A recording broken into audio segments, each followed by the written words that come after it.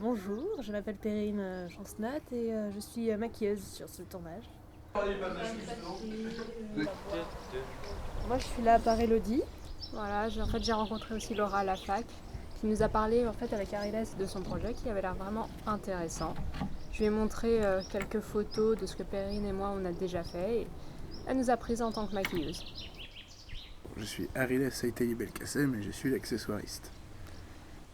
Comme les maquilleuses, on veille au fort accord, c'est-à-dire on va pas tourner la même scène sur 2 jours, du coup faut bien les maquiller comme ils étaient, placer les objets comme ils étaient.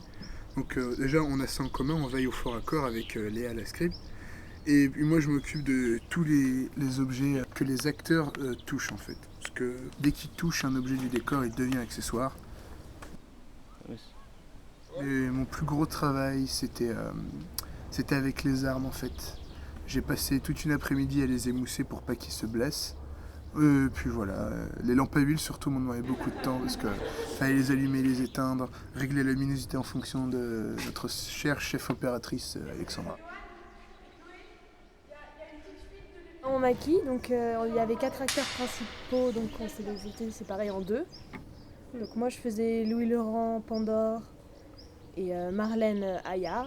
Moi je faisais donc Julien, notre bon Noah, et Adrien, notre magnifique Quin. Sans oublier les figures. Et les figurants, bien sûr.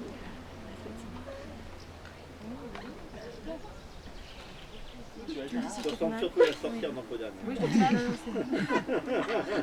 Moi c'était plus sympa, franchement. Ce qu'on nous a demandé, c'était surtout comme c'est un monde post-apocalyptique, on devait rendre tous ces gens sales, crado. Et le maquillage de base, ça devait être du maquillage qui se voit pas. Voilà. Du coup, Ça devait être tout en subtilité, comme nous l'a précisé en fait, et demandé Laura.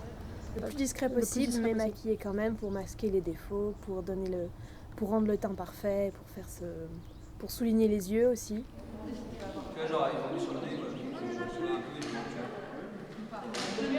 Après donc on a fait des cicatrices.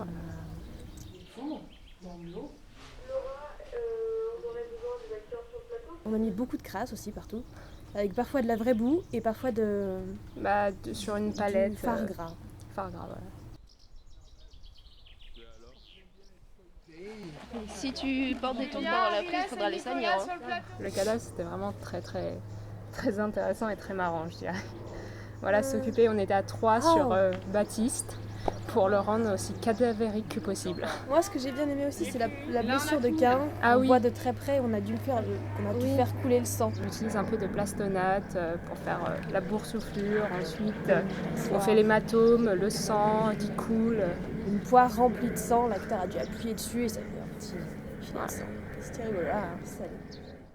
Très belle rencontre, j'espère qu'on se reverra à la maison.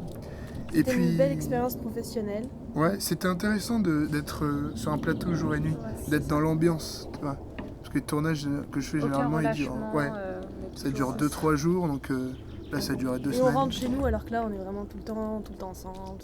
Ouais, belle aventure humaine. Voilà.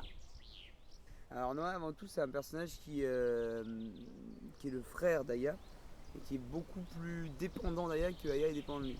C'est-à-dire que Aya fait très